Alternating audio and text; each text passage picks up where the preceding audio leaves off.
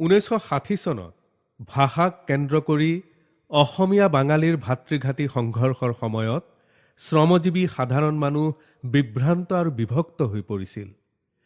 হেমাংগ বিশ্বাস আৰু ভূপেন হাজৰিকাই সেই সময়ত যুটীয়াভাৱে ৰচনা কৰিছিল হাৰাধন ৰংমনৰ কথা ঐতিহাসিক গীতটি, য'ত শ্ৰমজীৱী হাৰাধন আৰু ৰংমনৰ দুখ বেদনা আৰু মিলনৰ কাহিনী লিপিবদ্ধ কৰা হৈছে। আবার আমি বানমুখর আবার গাইমু গান,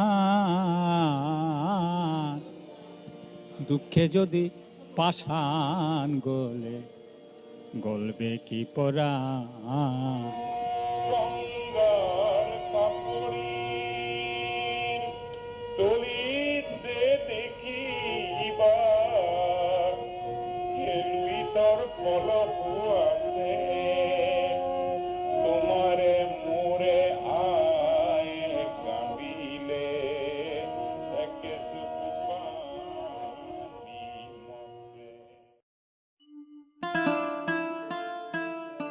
এ মনরে বননীর স্নেহর নিজরাত ও পানিকে টুপি পিউ, এ পোড়া কই ভেটিতে তুমি ঘরে বান্ধা, ওই আমি তঙাল তোলাই দিউ। আবার আমি বানমুখ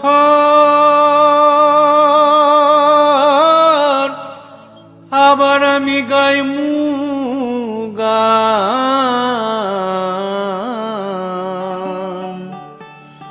দুঃখে যদি পাষাণ গলে গলবে কি পরাণ।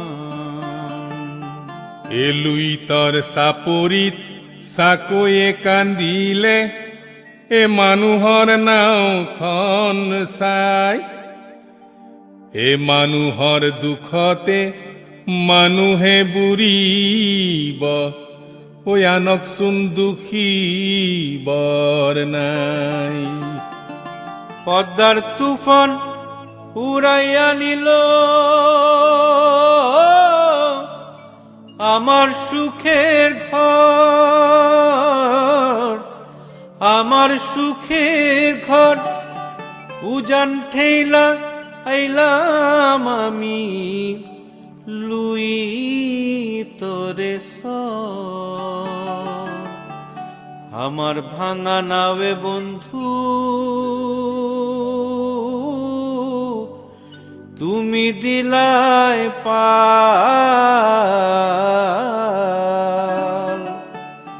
আর আমি ধরলাম বৈঠা বন্ধু তুমি ধরলায় হাল।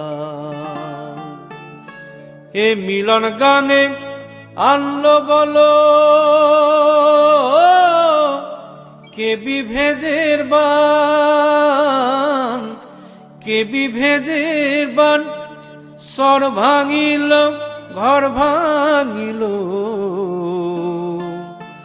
স্বর ভাঙিল ঘর ভাঙিল, ডুবলো সোনার ধান। আমার দেহে বৃষ্টি শুকায়, রক্ত কণায় সূরজ ঘুমায়, হালের খুঁটি মুঠিতে শোভায়। তবু কেন উপবাসী নিজ দেশে পরবাসী, সমনিয়া বলো না আমায়, সমনিয়া বলো না আমায়। এ ভাষানু বুজিও যুগে যুগে আহে, মানুহে মানুহৰ পিনে, এ মৰমৰ ভাষাৰে আখৰ নাই কিয়া, এ বুজিব খুজিলেই চিনে। গংগাৰ চাপৰিৰ তলিতে দেখিবা এই লুইতর পলহু আছে তোমারে মোরে আয়ে কান্দিলে ও একেই চকু পানি মছে তুমিয়ে ময়ে দেখন গঢ়োতে যদিহে কেঁচা ঘাম হৰে দুয়োৰে ঘামৰে মিলনে দেখিবা বুৰঞ্জী ৰচনা কৰে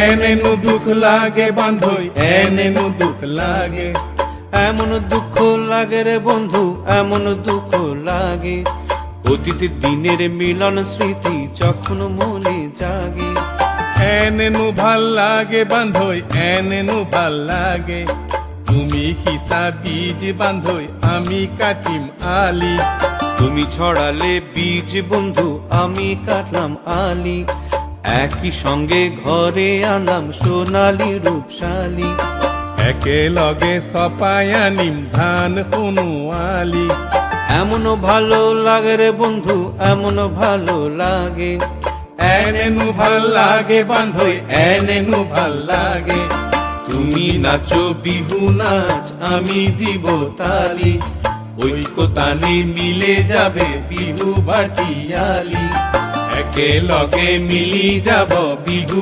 ভাটিয়ালি এনেনো ভাল লাগে বান্ধই এনেনো ভাল লাগে দেশক আকৌ গঢ়িম আমি বুকুৰ মৰম ঢালি দেশকে আবার গড়ব মোরা বুকের মরম ঢালি দেশক আকৌ গঢ়িম আমি বুকুৰ মৰম ঢালি এনেনো ভাল লাগে বান্ধই এনেনো ভাল লাগে এমন ভালো লাগে রে বন্ধু এমন ভালো লাগে এনেনো ভাল লাগে বান্ধই এনেনো ভাল লাগে এমন ভালো লাগে রে বন্ধু এমন ভালো লাগে এনেনো ভাল লাগে বান্ধই এনেনো ভাল লাগে এমন ভালো লাগে রে বন্ধু এমন ভালো লাগে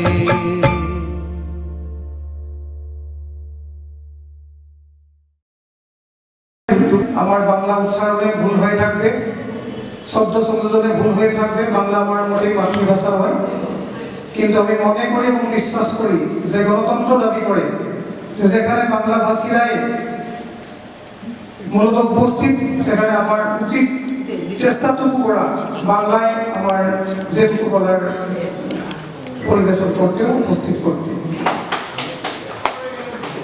আমি আমার যেটুকু বলার শুরু করার আগে অনুরোধ করব আমাদের সঙ্গে ডিব্রুগড় থেকে সহযাত্রী স্বপন দাস মহাশয়কে মঞ্চে বসতে আপনাদের অনুমতি চেয়ে দিচ্ছি আপনি অনুগ্রহ করে মঞ্চে আসেন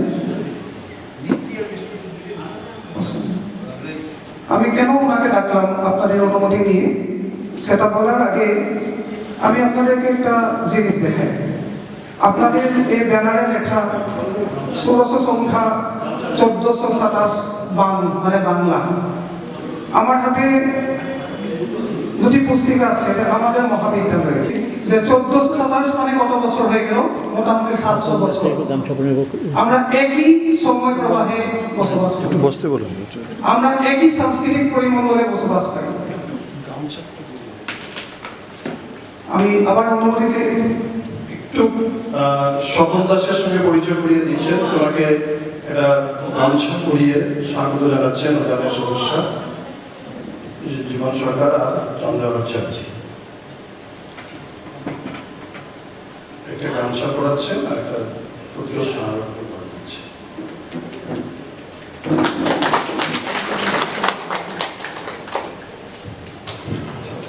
আমি কেন এই সময়ের হিসেবটা থেকে শুরু করলাম কারণটা হলো হাঙ্গামায় চাবুয়ার বালিজান গ্রামে এই মেয়েটিকে ওর খুড়ার সঙ্গে একই সঙ্গে মেরে ফেলা হয়। আজ ওনার উপস্থিতি একরকম প্রায়শ্চিত্ত, একরকম প্রায়শ্চিত্ত, একরকম এই পুরনো ভুলের শুধরানোর একটি বিনম্র প্রচেষ্টা। আমরা যে বইয়ের কথা বলে গেল সুশান্ত কর, সে বইয়ে কিভাবে এরকম অসংখ্য ঘটনা, একটু দুটো নয়, 1907 সালেই আমরা জানতাম ছোটবেলা থেকে যে দুজন অসমীয়া মারা গেছে অসমীয়া ভাষার জন্য, রঞ্জিত বরপূজারী এবং সূর্য বরা। সূর্য বরা রেলওয়ে কর্মচারী ছিল, শিলিগুড়িতে ট্রেনের মধ্যে ঢুকে উন্মত্ত বাঙালি জনতা সূর্য বরাকে মেরে ফেলেছিল। সেজন্য আমরা ছোটবেলা থেকে বাঙালি বিদ্বেষের আমরা পাঠ পেতাম, বাঙালি বিদ্বেষের রাজনীতির ছোঁয়া আমরা তখন থেকে পেতাম। আর রঞ্জিত বরপূজারী ছিল একটা কিশোর, কটন কলেজের ছাত্র। 4 জুলাই 1907 সালে কটন কলেজের ভেতরে ঢুকে পুলিশ গুলি করে মেরে ফেলল। আমাদের ছোটবেলার স্মৃতি, ছোটবেলা মানে আমি 7 সালে আমি জন্মাইও নি, এটা ছোটবেলা থেকে শুনতাম সে গল্প। আজকে ওনার উপস্থিতিতে কিভাবে আমরা প্রায়শ্চিত্ত করতে চেয়েছি সেটা আমি পরে বলবো। আমি বলবো যে আসামের অসমীয়ারা বাঙালিদের প্রতি কৃতজ্ঞতা জানায় এবং জানাতে চায়। ভাষিক বিদ্বেষের রাজনীতি সত্ত্বেও আমরা মনে করি যে মহামহোপাধ্যায়, পদ্মনাথ ভট্টাচার্য, বিদ্যা বিনোদের মতো লোকেরা আসামের জন্য এবং অসমীয়া ভাষার জন্য প্রভূত অবদান রেখে গেছেন। এই অবদান ভুলে যাওয়াটা আমাদের জন্য নৈতিকভাবে অপরাধ হয়ে দাঁড়াবে। কেননা পদ্মনাথ ভট্টাচার্য, বিদ্যা বিনোদ আসামের প্রত্নতাত্ত্বিক বিষয়ে গবেষণার পথিকৃৎ ছিলেন। উনি আসামে মধ্যযুগ নয়, প্রাচীন যুগ থেকে আসামে যে প্রত্নতাত্ত্বিক অবশেষগুলো রয়েছে সেগুলোর সঙ্গে গভীরতম গবেষণা করে সেগুলোর সম্পর্কে অনেকগুলো লেখা রেখে গিয়েছেন।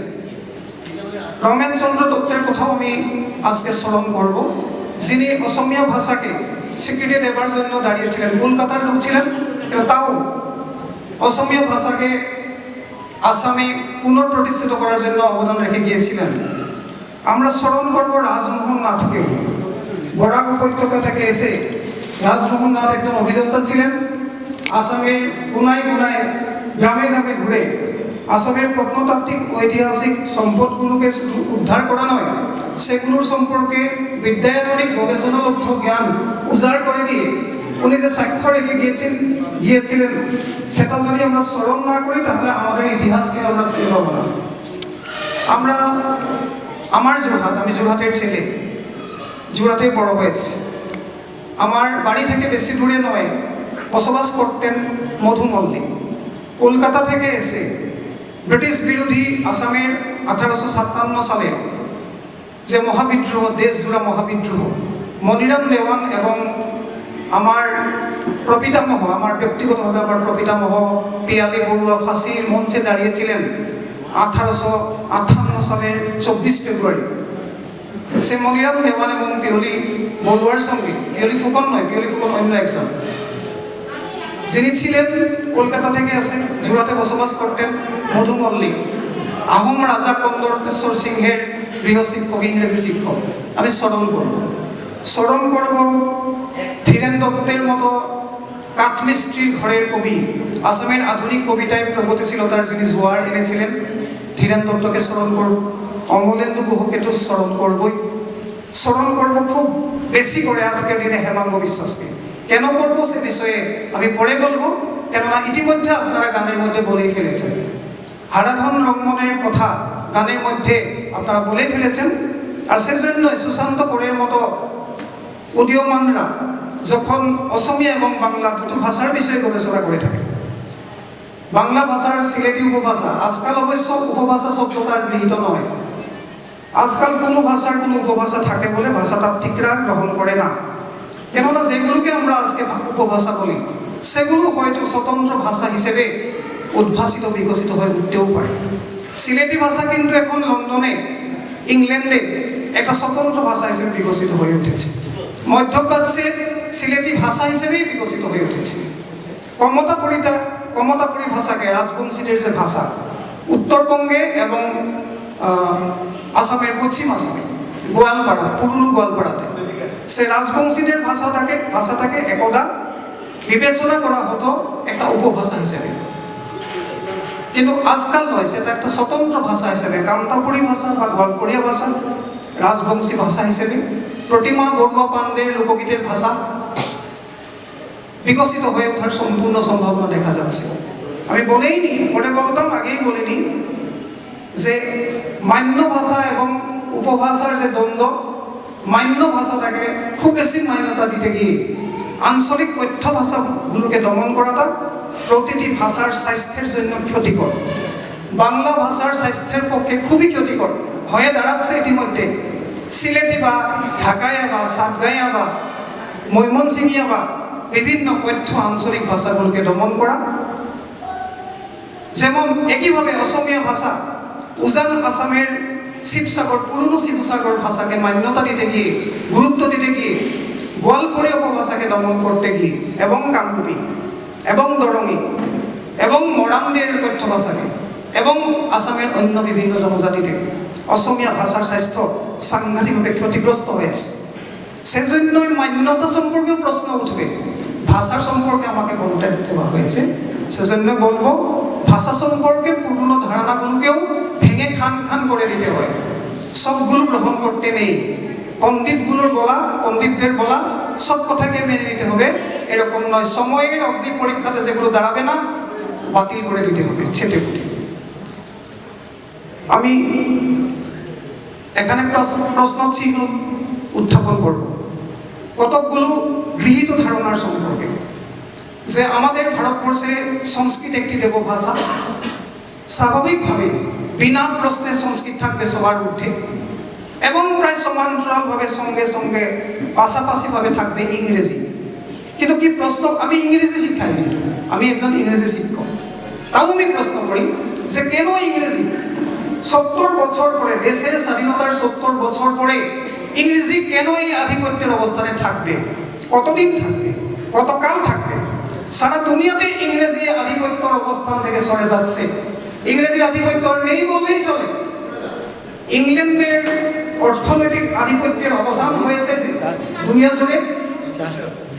ইংল্যান্ড আর আমাদের মালিক নয়, প্রভু নয়, অধিপতি নয়, আমরা ওদের গোলাম নয়, আমরা দাস আর দাস নয়। সেজন্য ইংল্যান্ড যেমন, আমেরিকাও তেমন, আমেরিকাতেও ইংরেজি চলে।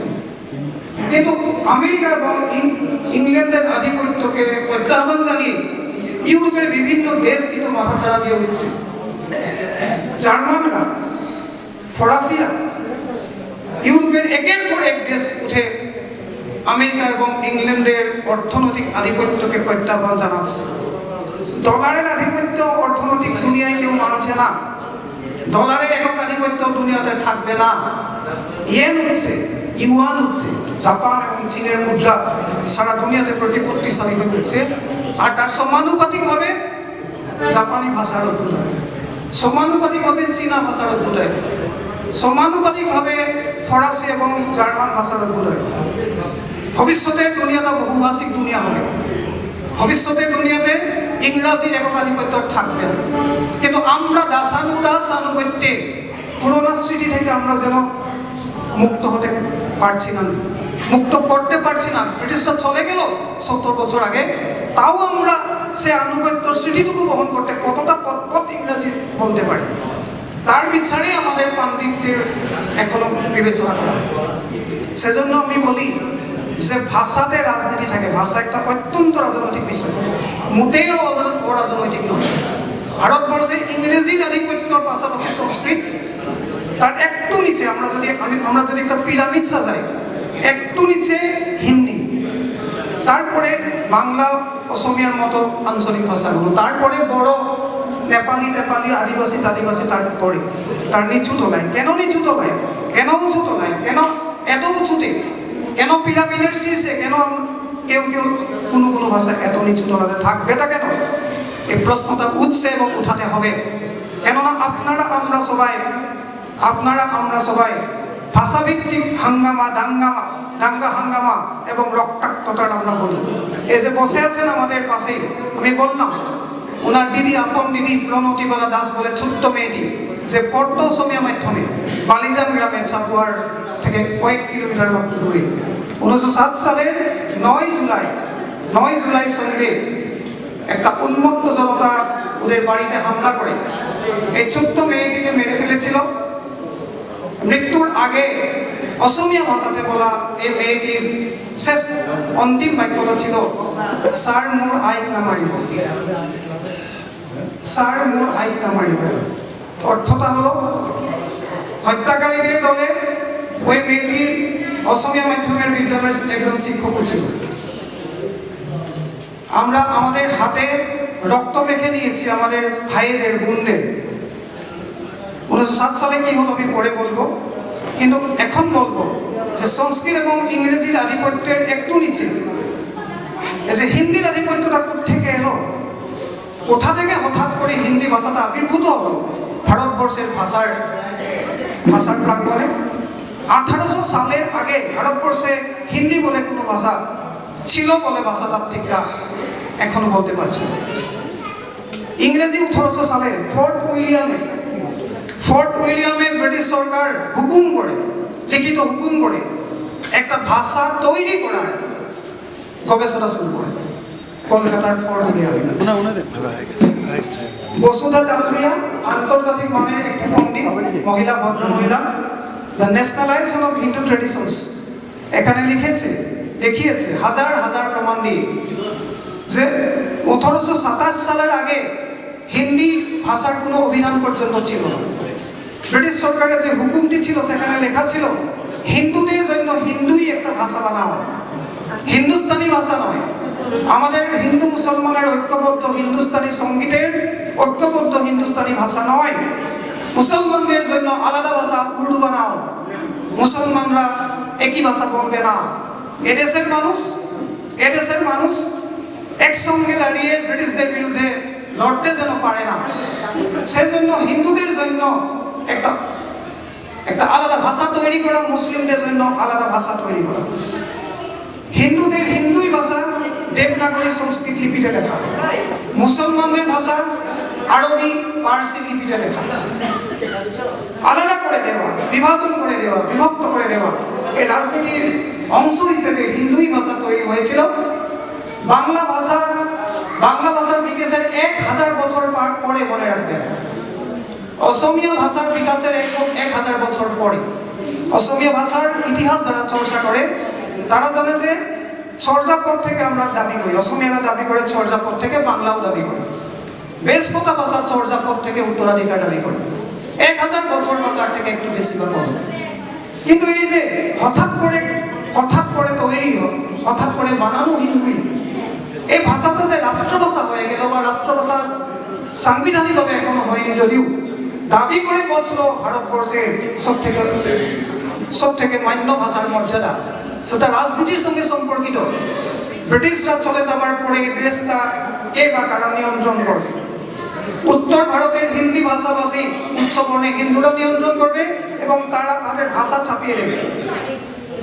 ব্রিটিশরা যেভাবে সিরাজউদ্দৌলার বাংলাকে দমন করতে, টিটু মিরের বাংলাকে দমন করতে, বঙ্গ প্রেসিডেন্সি ছিল ব্রিটিশের বিরুদ্ধে সামনের সারিতে লড়াইয়ের ময়দানে দাঁড়িয়ে। পলাশির যুদ্ধের আগে পর্যন্ত এই ঐক্যবদ্ধ বিভক্ত বাংলা ব্রিটিশের জন্য সব থেকে বড় প্রত্যাহ্বান ছিল। কিন্তু পলাশির যুদ্ধের পরে ব্রিটিশরা এই সিদ্ধান্তে উপনীত হলো যে বাঙালিদেরকে ভাঙতে হয়, বাংলা ভাষাভাষীদেরকে ভেঙে টুকরো করে দিতে হয়। যেরকম তারা দেখেছিল যে পাঞ্জাব আর একটা জায়গা, পাঞ্জাবি আর একটা জায়গা। এদেশে ব্রিটিশ সাম্রাজ্যবাদের বিরুদ্ধে সব থেকে বড় প্রত্যাহ্বান, সব থেকে বিশাল প্রত্যাহ্বান, সব থেকে জঙ্গি প্রত্যাহ্বান উঠে আসছিল এদেশের দুটো প্রান্ত থেকে, পশ্চিম এবং পূর্ব। পশ্চিমে পাঞ্জাবিরা, ঐক্যবদ্ধ পাঞ্জাবি জাতি, জালিয়ানওয়ালাবাগ যাদের রক্তে রক্তাক্ত। আমরা খুব ভাগ্যবান, দুঃখের সঙ্গে বলছি ভাগ্যবান বলে।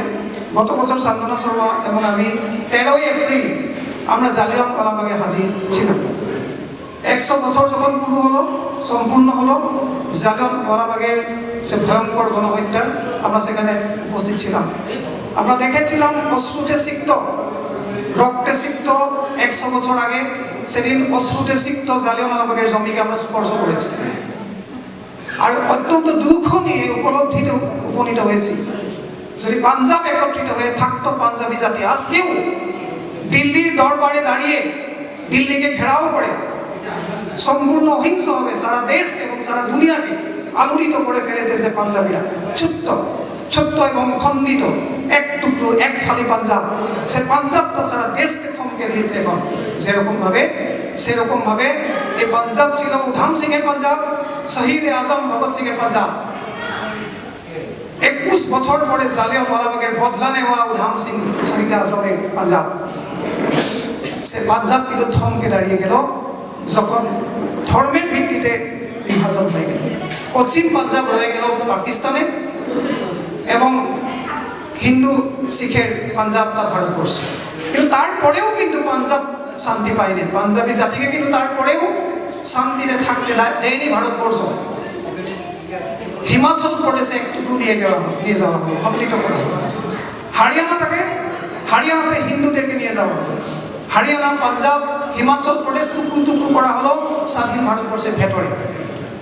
এই পাঞ্জাবি জাতি তার রইল না, পাঞ্জাবি ভাষা তার বিকাশ বাধাগ্রস্ত হলো। তেমনি ভারতবর্ষের পূর্ব দিকে বাংলা ভাষা এবং বাঙালি জাতি তারা সারা ব্রিটিশ প্রশাসন চালাতো, মায়ানমার থেকে কান্দাহার পর্যন্ত। কেননা মায়ানমার মানে বার্মা ছিল ব্রিটিশ ভারতের অন্তর্ভুক্ত। ইয়াঙ্গনে, যেটাকে রেঙ্গুন বলা হতো সে সময়, ব্রিটিশ প্রশাসন চালাতো বাঙালিরা। ভারতবর্ষে তো বটেই, বর্তমানের ভারতবর্ষে, বর্তমানের পাকিস্তানেও এবং বর্তমানের আফগানিস্তানেও। কাবুল কান্দাহার পর্যন্ত ব্রিটিশ প্রশাসন, ডাক্তার বলুন, শিক্ষক বলুন, স্টেশন মাস্টার বলুন, পোস্ট মাস্টার বলুন, বাঙালিতে চেয়েছিল, বাঙালিতে লাভ সারাটা ভারতবর্ষ। ব্রিটিশরা ঠিকই বাঙালিদেরকে শিক্ষিত করে দিল বা ইংরেজি শিক্ষাতে শিক্ষিত করে দিল বলাই ভালো। কিন্তু তা সত্ত্বেও ব্রিটিশরা সন্ত্রস্ত ছিল যে শিক্ষিত হয়ে ওঠার পরে এরকম শিক্ষিত বাঙালি যদি ঐক্যবদ্ধ থেকে যায়, তারা যদি কখনো মাথাচাড়া দিয়ে ওঠে, তারা যদি কখনো স্বাধীনতা আন্দোলনে নেমে পড়ে, তাহলে ব্রিটিশের স্বার্থ বিপন্ন হবে, স্বাধীনতা আন্দোলনের রেসকে তারা মাতিয়ে তুলবে। সেজন্য তারা কি করলো আপনাদের সব জানা, আমার পুনরাবৃত্তি করতে নেই বঙ্গভঙ্গ হলো কিভাবে। কিন্তু আমাকে তাও বলতে হবে যে তার অন্ধকারের মাঝখানেও আশার আলোকবর্তিকা ছিল, হয়তো আমরা দেখিনি, আমরা খেয়াল করি। সুভাষ বোসের দাদা শরৎ বোস কিন্তু অন্য কথা বলতেন, দেশবন্ধু চিত্তরঞ্জন দাস কিন্তু অন্য কথা বলতেন, বদরুদ্দিন উমর বাংলাদেশের সব থেকে শ্রদ্ধেয় বুদ্ধিজীবী, ওনার বাবা আবুল হাসিম কিন্তু অন্য কথা বলতেন। ওনারা বলতেন সার্বভৌম বাংলা, ঐক্যবদ্ধ ভারত, সার্বভৌম বাংলা, অখণ্ড বাংলা। হয়নি, সেটা হতে পারেনি। বঙ্গভঙ্গ হয়ে গেল, যখন বাংলা পুনরৈক্যবদ্ধ হলো তখন ভারতই দুভাগ তিন ভাগ হয়ে গেল। দুভাগ হলো ভারত পাকিস্তান, কিন্তু পরে আবার কি হলো, পাকিস্তানটা দুভাগ হলো। এবার উর্দু ভাষীরা পূর্ব পাকিস্তানের উপর উর্দু ভাষা ছাপিয়ে দেবে। এবার ধর্মের ভিত্তিতে নয়, এবার ভাষার ভিত্তিতে আবার পাকিস্তান দুভাগ হলো। কিন্তু ফলটা কি দাঁড়ালো? ফলটা দাঁড়ালো এই যে বাঙালিরা অনেক খণ্ডে খণ্ডিত হয়ে গেল। এখানে বাঙালিদের তখনকার নেতৃবৃন্দের ভুল নিশ্চয় ছিল, সেটা তো থাকবেই। কিন্তু এটাও আমাদেরকে বুঝতে হবে যে আরো কয়েকটা কায়েমি স্বার্থ এখানে জড়িত ছিল স্বয়ং খুদ ব্রিটিশ সাম্রাজ্যবাদ বাঙালিদেরকে বিভক্ত করে, পাঞ্জাবিদের যেমন বিভক্ত করা হবে। কিন্তু হিন্দু ভারতবর্ষের রাজনীতি যারা করছিল এবং এখনো করছে, তারাও কিন্তু চায়নি, এখনো চাইবে না তারা যে বাঙালিরা ঐক্যবদ্ধ থাকুক। সেজন্য আসামে যে ভাষিক রাজনীতিটা, সেই রাজনীতিটা এই সামগ্রিক প্রেক্ষাপট থেকে আলাদা করে আমরা দেখতে পারবো। আমরা শুধু আসাম করতে পারবো না। শুধু 1907 সাল, 1972, 1907 এবং 1972 এসবগুলোই একটা শতাব্দীর প্রাচীন রাজনীতির গর্ভ থেকে উদ্ভূত এবং বিকশিত। সেজন্য আমি বলবো যে সতর্ক থাকা উচিত ছিল। বাংলা ভাষাকেও হিন্দুস্তানি ভাষা ভাঙার মতো হিন্দুস্তানি ভাষাকে ভেঙে হিন্দুই ভাষা, হিন্দি এবং উর্দু আলাদা ভাষা করে দেবার মতো বাংলা ভাষার মধ্যেও এটা প্রচেষ্টা শুরু হয়েছে। হিন্দু মহাসভাও ছিল, কংগ্রেসও ছিল, সমানে সমান। বন্দে মাতরম বললে যুগান্তর এবং অনুশীলনের বিপ্লবীরা দেশের জন্য জীবন জলাঞ্জলি দিতে এতটুকু মন নাই যারা, বিনয় বাদল দীনেশ থেকে শুরু করে ক্ষুদিরাম কানাইলাল, তারা সবাই বা তাদের অনেকেই দেশের জন্য শহীদি বরণ করার পূর্ব মুহূর্তে তারা হয়তো কালী মাকে পুজো দিয়ে বেরিয়ে যেত কপালে রক্ত তিলক নিয়ে। কিন্তু কপালে রক্ত তিলক নিয়ে জয় মা কালী বলাটাও হয়তো 52% মুসলমান প্রধান অবিভক্ত বাংলাতে হয়তো সবার জন্য গ্রহণযোগ্য ছিল। সেটা হয়তো ভাবা হয়নি বা ভাবানোর হয়তো সময় হয়তো সুযোগ হয়তো ছিল না সে সময়। এখন আমাদেরকে ভাবতে হবে, জ্ঞানব্রত ভট্টাচার্য তিনি আমেরিকাতে থাকেন। জ্ঞানব্রত ভট্টাচার্য কমিউনিস্ট কিছুই নয়, একজন বাঙালি ব্রাহ্মণ, নৈষ্ঠিক ব্রাহ্মণ। উনি লিখেছেন, আমি আজকে এখন দেখাবো না আপনাদেরকে, সময় আপনাদের অপচয় করব না। উনি দেখিয়েছেন যে বাংলা ভাষাটারও ধর্মীয়করণ হয়েছিল। একটা হিন্দু সংস্কৃত, সর্বস্ব হিন্দু বাংলা, এবং তার জবাব হিসেবে তার প্রত্যুত্তরে একটা বাংলা ইসলামী আরবি প্রধান একটা আজকালকার বাংলাদেশি মুসলমানি ভাষা। একই বাঙালি জাতি, দুটো ভাষা, একই বাঙালি ভাষার দুটো রূপ, হিন্দু রূপ এবং মুসলমানি রূপ, সংস্কৃত প্রধান রূপ এবং অপরদিকে আরবি পার্সি প্রধান দিক।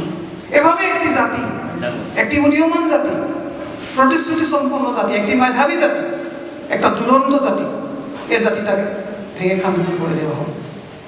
আর সেজন্য আমি আজকে বলবো যে আসামে ব্রিটিশদের যেটা চক ছিল, যেটা পরিকল্পনা ছিল, আসামে হিন্দু মুসলমান এতটা জন্মে না যতটা জন্মে অসমীয়া বাঙালি। আসামে 1826 সালে আসাম ইয়ান্দাবু সন্ধি মোতাবেক ব্রিটিশের শাসনে চলে গেল। 1836 পর্যন্ত ব্রিটিশরা আসামে অসমীয়া ভাষায় চালাতো। আসামে তখন ন্যায়ালয় বলতে বিশেষ কিছুই নেই, আদালত বলতে বিশেষ কিছুই নেই। হয়তো গুয়াহাটিতে একটা, যোরহাটে একটা দুটো আদালত। বিদ্যালয় বলতে কিছুই নেই। এই আপনাদের তিনচুকীয়া জেলার ওই শেষ প্রান্তে সদিয়াতে মাইলস ব্রনসনরা একটা ফলিলুয়া ঘর খুলেছে। ফলিলুয়া ঘর মানে পাঠশালা, একটা ছোট্ট একটা বিদ্যালয় খুলেছে আপনাদের তিনচুকীয়া জেলায়। আমাদের তিনচুকীয়া জেলায় অসমের প্রথমটি আধুনিক বিদ্যালয় হয়তো খোলা হয়েছে। একটু দুটো তিনটে বিদ্যালয় মাত্র, কয়েকটা মাত্র সরকারি কার্যালয়। সেখানটাই কিন্তু 1826 থেকে 1837 পর্যন্ত অসমীয়া চলবে। হঠাৎ করে 1837 নতুন ফরমান, নতুন হুকুম জারি হলো, বাংলা চালাতে হবে। আর সেজন্য তখন থেকে এখন পর্যন্ত অসমীয়া বুদ্ধিজীবীদের মধ্যেকার উগ্রজাতীয়তাবাদী অংশটা বলেই যাচ্ছে, লিখেই যাচ্ছে। পাঠ্যপুথিতে তারা প্রবর্তন করেছে এবং জনবিশ্বাসের সমূলে তারা গভীরে ঢুকিয়ে দিয়েছে কথাটি যে বাঙালি দুস্তু বাঙালি আমলা মহরীরা চক্রান্ত করে মহান ব্রিটিশের গানে ফুসমন্ত্র দিয়ে অসমীয়তা বাংলার অপভ্রংশ বলে বিশ্বাস করিয়ে নিয়েছে। আর সেজন্য ব্রিটিশরা আনাড়ি ছিল, আসাম সম্পর্কে অবগত ছিল না, ওনারা ভুল বুঝে আসামে বাংলা প্রবর্তন করেছে। সেজন্য এই বাঙালি দুস্তু চক্রান্তকারী আমলা মহরীদের বিরুদ্ধে আমাদেরকে যুঝতে হয়, আমাদেরকে দাঙ্গা করতে হয়, হাঙ্গামা করতে হয়, আমাদের রক্তারক্তি করতে হয়। এটাই আমাদের বিশ্বাস, এটাই রাজনীতি। কিন্তু আমি আজকে দেখাবো, অনেক বই নিয়ে এসেছি। আপনারা হয়তো ভেবেছেনও যে এতগুলো বই কিসের জন্য, এতগুলো বই দেখানোর জন্য যে কি করে ব্রিটিশরা জানতেন, খুব ভালো করে জানতেন। আসামে আসার আগে থেকেই জানতেন। আসামে 1826-এ আনুষ্ঠানিকভাবে প্রবেশ করেছে, দখল নিয়েছে মাত্র আনুষ্ঠানিক। কিন্তু তার থেকে অন্তত পক্ষে 50 বছর আগে থেকে ব্রিটিশরা কলকাতায় বসে থেকে আসাম সম্পর্কে গভীরতম, বিস্তৃততম গবেষণা চালাত। তার প্রমাণ আমি দেব, কয়েকটা প্রমাণ দেব যে 1826-এ আসাম দখল হলো, কিন্তু অসমীয়া ভাষার যে অভিধানগুলো হিন্দির মতো নয়, হিন্দির 1827-এ ব্রিটিশের পৃষ্ঠপোষকতায় আমাদের আসামের অসমীয়া ভাষার প্রথমটি শব্দকোষ তৈরি হয় সাল 1795। 1795 চিন্তা করুন, ব্রিটিশ আসার 31 বছর আগে আমরা আমাদের প্রথমটি অভিধান করে ফেলেছি। টেঙাই মোহন পণ্ডিত বলে একজন আহোম পণ্ডিত, তাই অসমীয়া দুভাষায় দ্বিভাষিক অভিধান করে ফেলেছেন, পাওয়া গেছে, ছাপা হয়েছে। আমরাও অসমীয়া জাতীয় অভিধান থেকে বারবার সেটাকে তৈরি করেছি। ওনার প্রতিমূর্তি আমরা করে ফেলেছি। ওনার মৈদামে ওনার বড় প্রতিমূর্তি হয়েছে খোয়াঙে। এখন আসামে সবার জানা, ডিব্রুগড় বিশ্ববিদ্যালয় পাঠ্যপুথিতে ওনাকে ঢোকাতে বাধ্য হয়েছে, বাধ্য করে দিয়েছি আমরা। 1795-তে আমাদের প্রথম অভিধান আহোমরা করেছিল। 1795-তে আরেকটা অভিধান আমি নিয়ে আসিনি এখন, এই মাসে, আগামী মাসে আমরা উন্মোচন করব। 1795-তে তৈরি হাতে লেখা, সাঁচি পাতে লেখা আরেকটা তাই অসমীয়া অভিধান। রমাকান্ত মলাইঘৰীয়া বৰুৱা, জাহ্নু বৰুৱা আন্তর্জাতিক খ্যাতিসম্পন্ন চলচ্চিত্রকার, ওনার প্রপিতামহ রমাকান্ত মলাইঘৰীয়া বৰুৱা প্রণীত আরেকটা অভিধান আমরা উদ্ধার করেছি। সেটা আমরা ছাপিয়ে ফেলেছি, আগামী মাসে সেটা উন্মোচন হয়েছে। আমি কেন বলছি এই তথ্যগুলো? এজন্য বলছি যে ব্রিটিশ আসার আগেও অভিধান ছিল, কিন্তু আরও বলবো আমি 1810 সালে আরেকটা অভিধান হয়। সে অভিধানটা আমরা উদ্ধার করি ব্রিটিশ লাইব্রেরি থেকে। 1810 সালে এটা হাতে লেখা, এটা পাণ্ডুলিপি ছিল, আমরা ইতিমধ্যে সেটা ছাপিয়ে ফেলেছি। এটা দেখুন হাতে লেখা, এটা রুচিনাথ কামরূপী বলে কোনো একজন ভদ্রলোক এটাকে করে সংস্কৃত, অসমীয়া এবং কামরূপী। সংস্কৃত, এখানে লেখা অসমীয়া এবং কামরূপী, 3 ভাষার একটি অভিধান কেউ করেছিল। এটা ইংরেজিতে লেখা প্রথম পাতায়, এখানে ইংরেজিতে লেখা যে আসামি ভোকেবুলারিজ অফ দ্য আসামি কামরূপ ল্যাঙ্গুয়েজেস ফ্রম রুচিনাথ কামরূপী 1810। 1810 মানেটা কি হলো? মানে হলো ব্রিটিশ আসামে আসার 16 বছর আগের কথা। এটা 16 বছর আগে ব্রিটিশ লাইব্রেরিতে জমা পড়ে গিয়েছে। কে জমা দিয়েছে? Doctor Francis Buchanan Hamilton.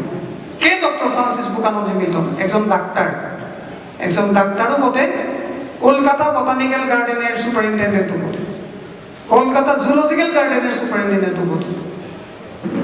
ভারতবর্ষের অনেক অনেক হাজারো হাজার উদ্ভিদের প্রথম শ্রেণীবদ্ধ করণকারীও বটে। নেপালের সমস্ত, গঙ্গা নদীর সমস্ত মাছের প্রাণীবিদ্যাগত শ্রেণীবদ্ধকারী জুলজিস্ট বটে। সমস্ত দক্ষিণ ইন্ডিয়ার সার্ভের বটে। কিন্তু শুধু তাই নয়, ভারতবর্ষের 35টি ভাষার অভিধান প্রণেতা এই ডক্টর ফ্রান্সিস বুকানন হ্যামিল্টন 1810 সালে কলকাতায় বসে আহোম প্রধানমন্ত্রী রুচিনাথ বুঢ়াগোহাঁইকে সঙ্গে নিয়ে এই অভিধানটা করে ব্রিটিশ লাইব্রেরিতে পাঠিয়ে দিই। এখন আপনি বলুন, আপনারা বলুন যে ব্রিটিশরা জানতো কি জানতো না 1810 সালে যে অসমীয়া ভাষা বা অন্য একটা ভাষা আছে? খুবই জানতো, খুবই ভালো করে জানতো। কিন্তু আমি শুধু একটা প্রমাণ নিয়ে আপনাদের দরবারে আজকে আমি হাজির হই নাই। আমার অনেকগুলো প্রমাণ আছে, কয়েকটা দেখাবো, 1 মিনিট 2 মিনিটের জন্য দেখাবো। আরেকটা দেখুন, 10টি ভাষার একটি অভিধান, ইংরেজি, বাংলা, কোচ, রাভা, গারো, কাছাড়ি, পানিকুচ, মেস, অসমীয়া এবং মণিপুরী 10 ভাষার অভিধান। এটাও ডক্টর ফ্রান্সিস বুকানন হ্যামিল্টন দ্বারা সংগৃহীত। কে করেছে? আসামের, আমার যোরহাটের শেষ আহোম রাজা পুরন্দর সিংহের বাবা রাজা ব্রজনাথ সিংহ। এখানে ডক্টর ফ্রান্সিস বুকানন হ্যামিল্টনের পাতার পর পাতা ইংরেজিতে লেখা, যেখানে রাজা ব্রজনাথের সম্পর্কে লেখা আছে। বলেছে এটা একটি অত্যন্ত উৎকৃষ্ট অভিধান। এখানে ইংরেজি, বাংলা, অসমীয়া, মণিপুরি, কোচ, গারো সমস্ত ভাষার পার্থক্যগুলো আপনি দেখতে পাবেন, কোনো অসুবিধে নেই। সাল 1814 মাত্র। 14 সালে যারা জানতো যে অসমীয়া একটা অন্য ভাষা, তারপরে আসামে আর হারিয়ে ফেলা হয়েছে, কেউ হয়তো হারিয়ে দিয়েছে।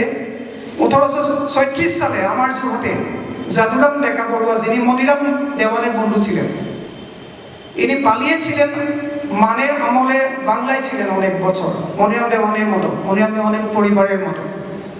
জানতেন ইংরেজি, ফার্সি, বাংলা, সংস্কৃত, অসমিয়া এবং টাইয়া, 6টি ভাষা জানতেন মনিরাম দেওয়ানের মতো। ইনি মাইলস ব্রনসন সাহেবকে এবং রেভারেন্ড নাথান ব্রাউনকে একটি বাংলা অসমিয়া অভিধান প্রস্তুত করে উপহার দিলেন। এটি শুধু অভিধান ছিল না, এটি ছিল অসমিয়া বানান তত্ত্বের জনক, অসমিয়া বানান তত্ত্বের পথিকৃৎ একই সময়, যে অসমিয়া ভাষা সরল, বানান সরল করতে হয়।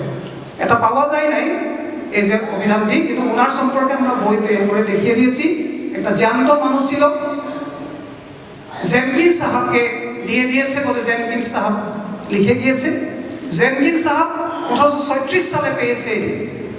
তারপরেও বা তা সত্ত্বেও কেন ব্রিটিশরা আসামে বাংলা ভাষা বসিয়ে দিল?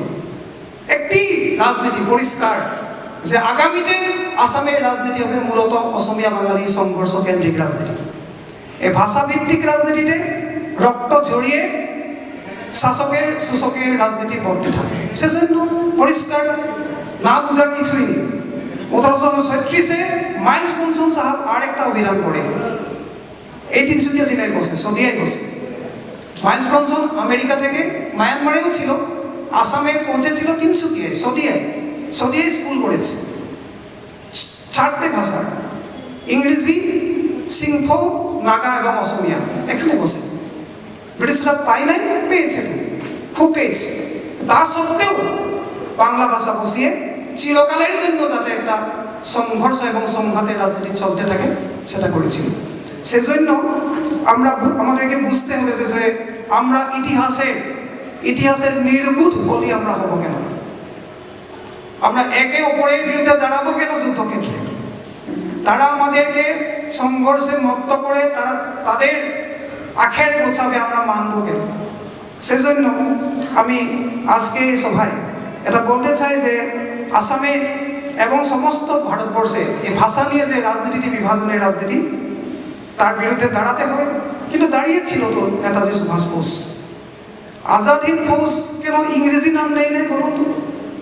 কংগ্রেস, ইন্ডিয়ান ন্যাশনাল কংগ্রেস একটা ইংরেজি নাম, হিন্দু মহাসভা একটা সংস্কৃত নাম।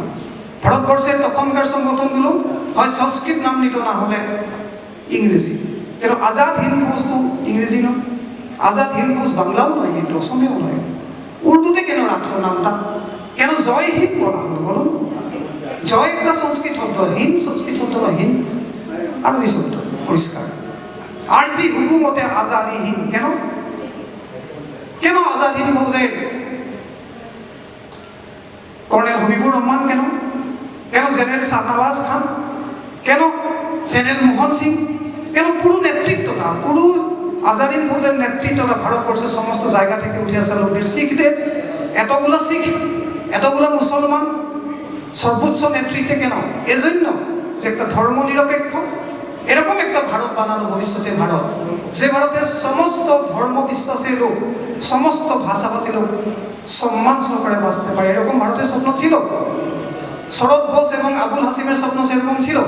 কিন্তু আমরা সে স্বপ্নগুলোকে আমরা গ্রহণ না করে বা আমরা খেয়াল না করে আমরা ভুল পথে আমরা আমাদের যাত্রা শুরু করলাম। সেজন্য এই পরিণতি।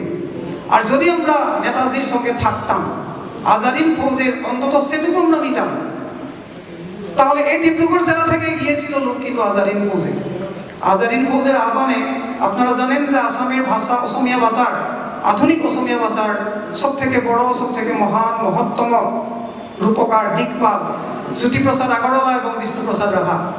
জ্যোতিপ্রসাদ আগরওয়ালার লভিতা নাটকটি আজাদ হিন্দ ফৌজ সম্পর্কে। আজাদ হিন্দ ফৌজ কতদূর পর্যন্ত অসমীয়া মননকে আলোড়িত করেছিল। আমি বাঙালি মননের কথা বলছি না। বাঙালিরা স্বাভাবিকভাবেই নেতাজির দ্বারা প্রভাবিত হবেন। বাঙালিরা চিরদিন চিরকাল নেতাজিকে ভালোবাসবেন। এটা আশ্চর্যান্বিত হওয়ার কিছুই নেই। এটা বলছি অসমীয়া, যে অসমীয়ার সঙ্গে আবার বাঙালিদেরকে এতটা শত্রুতার শিবিরে সাজানোর চক্রান্ত, তা সত্ত্বেও অসমীয়ারা মরেছে নেতাজির আহ্বানে। মায়ানমারে গিয়ে আমাদের যোরহাট জেলার টিটাগড়ে একটি ছেলে, নবাব সেহিদুর রহমান, অসমীয়া মুসলমান 1945 সালের 31 মার্চ মিয়ানমারের রাজধানী ইয়াঙ্গনের কাছে মেংলাডন বিমানবন্দরে ব্রিটিশের বোমাতে শহীদ হয়ে গেছে। আসাম থেকে গিয়ে দেশের বাইরে শহীদ হওয়া একমাত্র অসমীয়া ছেলেটি আজাদ হিন্দ ফৌজের ছেলে। এই ডিব্রুগড় বিভক্ত ডিব্রুগড় জেলার হরেন্দ্রনাথ মেস বলে একজন সেকেন্ড লেফটেন্যান্ট ছিল নেতাজি ফৌজে। পাতাচারকুচির উমেশ চন্দ্র দেব চৌধুরী সেকেন্ড লেফটেন্যান্ট ছিল। শ্রীরামচন্দ্র মহন্ত হাজুর নেতাজির ফৌজে ছিল। আর ডিমাসা পাহাড়ের জয়া লাংথাসা বলে একটি মেয়ে এবং অর্জুন লাংথাসা বলে আর একটি ছেলে ডিমাসা রেজিমেন্ট বানিয়ে আজাদিন ফৌজে যোগ দিয়েছিল। আমরা জানি কি? আমরা খবর রাখি কি? আসামে যে আজাদিন ফৌজের এতটা রমরমা ছিল, এতটা প্রভাব ছিল, আমরা খবরই রাখি না। খবর যদি রাখতাম তাহলে আমরা বলতে পারতাম অসমীয়া বাঙালি ঝগড়া করতে নেই। আমরা বলতে পারতাম যে আমরা একই ইতিহাসের সন্তান, আমরা একে অপরের সঙ্গে একই সঙ্গে আমরা এগোতে পারি, হাতে হাত রেখে আমরা এগোতে পারি, কাঁধে কাঁধ মিলিয়ে আমরা এগোতে পারি, বলতে পারতাম। কিন্তু আমরা খেয়াল রাখি না, আমরা খবর রাখি না, আমরা ইতিহাস বিস্মৃত হয়ে যাচ্ছি। সেজন্য আমরা উভয় পক্ষ এটা কথা এই বীরেন্দ্র কুমার ভট্টাচার্য মৃত্যুঞ্জয় এই লিখাটোৱেও আমাক প্ৰভাৱিত কৰিছিল। সেইবিলাক আজাদী ফৌজ নহয় জানো ছাৰ? নহয়, মৃত্যুঞ্জয় যিটো মৃত্যুঞ্জয় আজাদী ফৌজৰ কথাত নাই। তাতে ইয়াৰো ইংগমত আছে। মৃত্যুঞ্জয়ত আছে নগাঁও জিলাত ৰেল বগৰুৱা মহদানন্দ গোস্বামী বুলি। তেওঁ কংগ্ৰেছৰ লগতে আছিলে। এই ভাষাচাৰ্য গুলু গোস্বামীৰ দাদা আছিলে, সশস্ত্ৰ সংগ্ৰাম কৰিছিলে, কিন্তু আজাদী ফৌজৰ লগত পোনপটীয়াকৈ নাছিলে। ধন্যবাদ। কিন্তু এরা আবার গৌড়ীয় বৈষ্ণব ধর্মের অনুগামী। চৈতন্য। তো আমি আর অনেক বেশি সময় নেব না, কিন্তু মূল যে বিন্দুগুলো আমি লিখে নিয়ে আসছিলাম সেটাতে আমি চলে যেতে চাই। সেটা হলো যে 1834 সালে তাহলে আসামে অসমীয়াকে তাড়িয়ে বাংলা বসানো হলো এবং সাল 1873 পর্যন্ত আসামে বাংলা ভাষা ন্যায়ালয়, কার্যালয় এবং বিদ্যালয়ে ভাষা হল, সরকারি ভাষা হল, এবং তার বিরুদ্ধে অসমীয়ারা দাঁড়ালো স্বাভাবিকভাবে। কোন সাল পর্যন্ত? 1836 থেকে 1873 পর্যন্ত, 1836 to 1873। তার বিরুদ্ধে অসমীয়ারা আনন্দরাম ঢেকিয়াল ফুকনরা, হেমচন্দ্র বড়ুয়ারা তারা লিখে বৌদ্ধিকভাবে, এটা কিন্তু কোনো রক্ত ঝরানোর আন্দোলন ছিল না, মোটেই না। তারা লিখে, পাঠ্যপুথি লিখে, ব্যাকরণ লিখে, অভিধান লিখে ব্রিটিশকে স্মারকপত্র দিয়ে বারবার যুক্তি করে তারা চাপ সৃষ্টি করলো অসমীয়াটাকে সরকারি ভাষা হিসেবে স্বীকৃতি দিতে লাগে।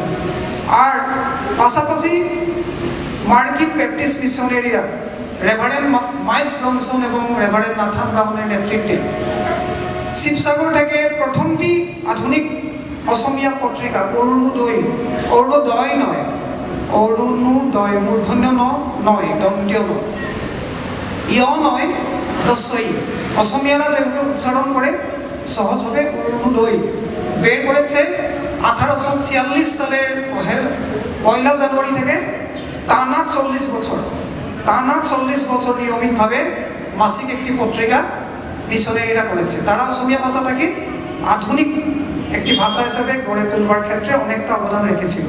এই দুপক্ষের সহযোগে অবশেষে 1873 সালে অসমীয়া ভাষার মান্যতা পালো আবার। কিন্তু এখন আমি আবার ফিরে যাব যে বাঙালিদের চক্রান্ত ছিল কি ছিল না, থাকতে পারে। বাঙালি কোনো আমলা মহরি বা বড় বিষয়া ব্রিটিশদেরকে বলতেও পারে, বলবে না আমি কি করে হলফ করে বলবো। নিজের মাতৃভাষা সম্পর্কে বলতে পারে যে বাংলাটা সেরা ভাষা, বলতেই পারে। বলতে পারে যে অসমীয়াটা জঙ্গলি ভাষা, বলতে পারে। কিন্তু আমি যেটা দেখালাম যে ব্রিটিশরা খুব ভালো করে জানতো যেটা আলাদা ভাষা, তার অনেক গবেষণা করে, অনেকগুলো বইপত্র করে, অনেক ছাপা করে। উইলিয়াম ক্যারি, আমি শ্রীরামপুরে গিয়েছি, কিন্তু উইলিয়াম ক্যারি 1813 সালে, 1813 মনে করুন, ব্রিটিশরা আসামে আগার 13 বছর আগে শ্রীরামপুরে অসমীয়া বাইবেল অনুবাদ হয়ে গেল, তর্জমা হয়ে গেল। আত্মারাম শর্মা নওগাঁ জেলার কলিয়াবর থেকে নিয়ে যাওয়া হলো, বা সেখানে গিয়েছিল কোনো কারণে, ওনাকে রেখে দিয়ে 1813 সালে আমাদের অসমীয়া প্রথম 1300 পাতার ছাপা শ্রীরামপুরে ছাপা, বাংলার বুকে বসে ছাপা করা বাইবেলের নিউ টেস্টামেন্ট হয়ে গেল। ব্রিটিশরা জানতো খুব ভালোভাবে একটা অন্য ভাষা, কিন্তু এই যে বাঙালিদের কাঁধে ছাপিয়ে দেওয়া পুরুতা বদনাম সেটা থেকেই গেল। সেজন্য 1873 যখন অসমীয়া ভাষা পুনরুদ্ধার হলো আমরা খুশি হলাম, আমরা এখনো ভীষণ খুশি। অসমীয়া মাত্রই খুশি থাকবে, কিন্তু শুধু অসমীয়া মাত্রই খুশি হয়েছিল এরকম নয়, অনেক বাঙালিও খুশি হয়েছিল। যে বাঙালিরা আমি যেমনভাবে বলে গেলাম রমেশচন্দ্র দত্তের কথা, মহামহোপাধ্যায়, পদ্মনাথ ভট্টাচার্যের কথা, অনেকের কথা বললাম যারা খুবই খুশি হয়েছিল। খুশি যে হয়েছিল লেখা আছে কিন্তু, যে তারা একটা স্বতন্ত্র ভাষা হিসেবে অসমীয়ার বিকাশে আদৌ তারা অসুখী নয়, তারা সুখী। কিন্তু 1907 সালের যেটা ভাষা আন্দোলন সেটা অন্য, সেটা এটা নয়, সেটা অন্য। 1873 এবং 1907 এক নয়। ইতিমধ্যে ভারতের স্বাধীনতা হয়ে গেল 1947-এর 15ই আগস্ট। 9 দিনের মধ্যে গুয়াহাটিতে একটা বিরাট বড় মিছিল বের হল। 9 দিনের মধ্যে 24শে আগস্ট 1947, ভারতের স্বাধীনতার 9 দিনের মধ্যে গুয়াহাটিতে বিরাট বড় মিছিল। সেখানে বলা হয়েছে বাঙালি হাটাও, বাংলা ভাষা এখানে চলবে না, বাঙালি থাকবে না আসামে। অম্বিকাগিরি রায়চৌধুরী কিন্তু গুয়াহাটি কংগ্রেসের সম্পাদক তখন। কংগ্রেসের ভেতরেই স্বাধীন ভারতে আসামে কার ডাকত চলবে, কে আধিপত্য করবে, কে প্রভুত্ব করবে, চাকরি কারা পাবে, পোস্ট অফিসে কারা, রেলে কারা, চা বাগানগুলোতে কারা, ডাক্তারের চাকরি কারা পাবে। ইতিমধ্যেই তা নাগপুরেন শুরু হয়ে গিয়েছিল। দুটো মধ্য শ্রেণীর মধ্যেকার দ্বন্দ্বগুলো ছাপানো ছিল স্বাধীনতা পর্যন্ত। স্বাধীনতা পাওয়ার 9 দিনের মধ্যে হাজার অসমীয়া ছেলেকে সঙ্গে নিয়ে হাঙ্গামা শুরু হয়ে গেল। আর তার পরিণতিতে 1907 সালে এই যে সংঘর্ষ হলো। ইতিমধ্যে সুশান্ত বলেছে, আমি বিস্তৃত করে বলবো না। 3 বছর ধরে আমরা অনেক কষ্ট করে গবেষণা করে আমরা অনেক তথ্য এখানে মজুত করেছি। কিন্তু আমি এটুকুই বলবো যে আমরা জানতাম ছোটবেলাতে, যাদের কথা বললাম, রঞ্জিত বরপূজারী বলে একটা ছোট্ট ফুটফুটে ছেলে কটন কলেজে, ফটো আছে, ফটো দেখলে আপনি আপনার কান্না পেয়ে যাবে। সেদিন 12ই ডিসেম্বর আমাদের জোড়াতে যখন এই বইটি উন্মোচিত হলো, রঞ্জিত ভট্টাচার্যের ভতিজা এবং ভতিজা বন্ধু উপস্থিত ছিল। তারা যখন বলছিল ছেলেটির কথা, উপস্থিত সবাই অসমীয়া বাঙালি নির্বিশেষে কাঁদতে শুরু করেছিল। কাঁদতে হবেই আপনাকে, 7 বছর পরেও আপনাকে কাঁদতে হবে। কিন্তু আমরা দেখলাম যে শুধু 2 জন মরেনি, অসমীয়া ভাষার পক্ষে মরেছে 17 জন। 2 জনের নাম আমরা পেয়েছি, বাকি 15 জনের নাম পাইনি। কেননা আজকে আসার কথা ছিল, আসেনি। গিরিশ দেউরি বলে একটা দেউরি জনজাতির একটি ছেলে, দেউরি বলেও নামটা রাখা হয় নাই। অসমীয়া উগ্রজাতীয়তাবাদ, অসমীয়া বর্ণ হিন্দুদের নামগুলো রাখবে, অন্যদের নামগুলো কেটে ফেলবে লাল কালি দিয়ে। মিনেশ্বর ডাধরা, বরবড়ুয়া বলে জায়গাটার নাম নেই। নগাঁওয়ের মফিজুদ্দিন আহমেদ বলে মুসলিম ছেলেটির নাম নেই, বুঝলাম মুসলিম নাম নেই। শিশির নাগ বলে বাঙালি ছেলেটির নাম নেই। অসমীয়া ভাষার জন্য মরেছে কিন্তু বাঙালি ছেলেটি। নওগাঁ কলেজের প্রধান সম্পাদক ছিল ছাত্র একতা সভার শিশির নাগ, RCPI কর্মী ছিল, RCPI কমিউনিস্ট পার্টি। অসমীয়া ভাষার জন্য বলতে প্রচার করতে ঘুরে বেড়ানোর সময় অসমীয়ারাই ওকে বাঙালি বলে মেরে ফেলল। এই ছেলেটির পরিবার সবাই উপস্থিত ছিল 12ই তারিখ জোড়াতে আমাদের জাতীয় ভবন। কান্নায় অশ্রুতে আমাদের জাতীয় ভবন সেদিন সিক্ত হয়ে গেল। মেরে ফেলে কলম নদীর উপরে দলম থেকে ফেলে দেওয়া হয়েছিল ছেলেটিকে। 3 দিন পর গলিত মিটনে পাওয়া গেল। কিন্তু শিশির নাগের নাম কোথাও নেই। কেন? বাঙালি হয়ে মরবে অসমীয়া, তাও অসমীয়ারা গ্রহণ করবে না, বাঙালি হয়ে গ্রহণ করবে না। বাঙালি হয়ে জন্মেছিল, এরপর নামটা রাখতে হবে। আর বরাক উপত্যকাতে 11 জন মরেছিল, 1 জন মণিপুরি, বাকিরা মুসলিম। কাছারি ভাষা বলা, অসমীয়া ভাষার জন্য নেই, কারো নাম। কিন্তু আমি আরো অবাক হয়, আরো 10 গুণ অবাক হয় যখন আমি দেখি যে বাঙালিরা কাদের কথা বলে। আমি যখন দেখি যে 7 সালে 19 মে শিলচরে মিল পুলিশের গুলিতে 11 জনের কথা বলে আমরা দিয়েছি এই মেয়েটি, দেখুন ডান দিকে মেয়েটি কমলা ভট্টাচার্য, একটি মেয়ে দিয়েছি, বাকি সবার ছবি ভেতরে আছে। 11টি তরতাজা প্রাণ সবার আমরা উল্লেখ করেছি, সশ্রদ্ধ উল্লেখ। এজন্য 7 বছর পরে আমরা লড়াইয়ের ময়দানে শত্রু শিবিরে দাঁড়িয়ে থাকতে রাজি নয়, আমরা শত্রু না। সেজন্য 7 বছর আগে ইতিহাসের কোনো চক্রান্ত, রাজনৈতিক কোনো চক্রান্ত আমাদেরকে একে অপরের বিরুদ্ধে দাঁড় করিয়েছিল বলেই আমরা কি চিরদিন শত্রু হয়ে থাকবো না। সেজন্য আমরা 11 জনকে স্মরণ করলাম, কিন্তু 11 জনকে তো আমাদেরকে স্মরণ করতে হয় না, বরাক উপত্যকাবাসী তো স্মরণ করতেই থাকে। কলকাতাতেও তার স্পন্দন হয়, কলকাতাতেও অনুরমণ হয়, ভোলা যায়নি শিলচর 11 জন। যাদেরকে ভোলা হয়েছে তারা হলো ব্রহ্মপুত্র উপত্যকাতে আরো 130 জনের মতো বাঙালিকে মারা হয়েছিল, তাদেরকে ভোলা হয়েছে। বাঙালি নেতৃত্ব বেমানুষ ভুলে গেছে। কেন ভুলে গেছে? আপনারা এত বাংলা ভাষার জন্য কথা বলেন, আহামরি বাংলা ভাষা এত বলেন, আপনারা 21 করেন, আপনারা 52 সনের 21 ফেব্রুয়ারি আমরা যে প্রণীতা বালা দাস বলে ছোট্ট মেয়েটির নাম দিয়েছি, এর নাম আছে কি ওই লিস্টে? নেই তো। এই যে আমরা নাম দিয়েছি, আমি কয়েকটা মাত্র নাম বলে যাব।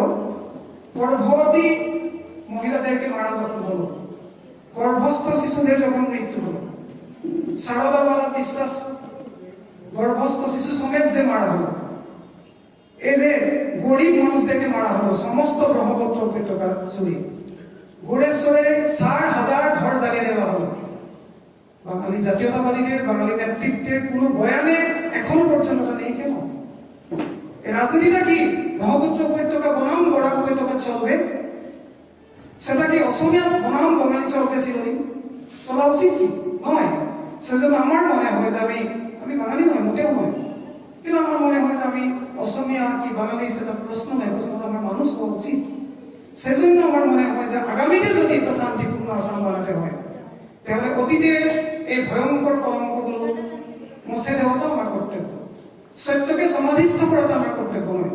আমরা যখন হয়তো স্বপন দাস মহাশয় বলবেন, আমরা যখন সুশান্ত করের সাহায্যে সাবুয়ার বন্ধুদের মাধ্যমে কোনো মতো এই পরিবারটির সঙ্গে যোগাযোগ করার চেষ্টা করলাম, ওনারা ভয় পেয়ে গেলেন। ওনারা আমাদেরকে সঙ্গে সঙ্গে দেয় নাই। এই আজকে ফটোটা দিয়েছি, আমি যদি ফটোটা দেখাই আপনার সঙ্গে সঙ্গে সবাই কাঁদবেন। অস্ত্র ছাড়া আপনাদের কিছু করার নেই। এতটুক ছেলে, ডাক নামটা ছিল কি, এতটুক একটি মেয়ে, এই মেয়েটিকে অসমীয়া মাধ্যমে পড়া আমরা মেরে ফেলেছি। তেমন আসামের গ্রামে গঞ্জে আমি কয়েকটা মাত্র নাম আপনাকে বলবো। মহিলাদেরকে মায়ের সামনে বাবাকে, বাবার সামনে ছেলেকে, মায়ের সামনে ছেলেকে কাউকে ধর্ষণ করে, কাউকে অন্যভাবে ঘর জ্বালিয়ে পুড়িয়ে এই যে 7 সালটা হলো, সেটা কি অসমীয়া ভাষাকে সাহায্য করলো শেষ পর্যন্ত? আমি মনে করি না, আমি মোটেও মনে করি না। কেননা আমরা সংখ্যার জোরে, এটা ঠিক যে আদমশুমারি ছিল, সাল 1961-তে আদমশুমারি ছিল, সেন্সাস 1951 যেরকম ছিল, 10 বছর পর যেটা আদমশুমারি হয়। রাজ্য পুনর্গঠনের জন্য এক রাজ্যে এক ভাষাভাষী 70% হয়ে থাকলে সংখ্যাগরিষ্ঠ বলা হবে, আর হলে সে ভাষাটি চলবে।